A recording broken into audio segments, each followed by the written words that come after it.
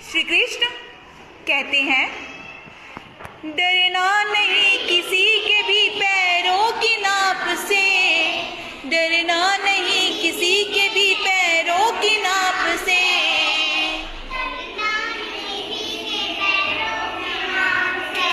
आखिर में पुण्य जीत ही जाएगा पाप से, आखिर में पुण्य जीत ही जाएगा पाप से।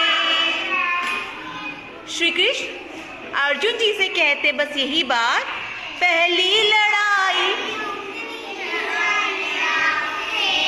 पहली लड़ाई पहली लड़ाई जीतनी है अपने आप से।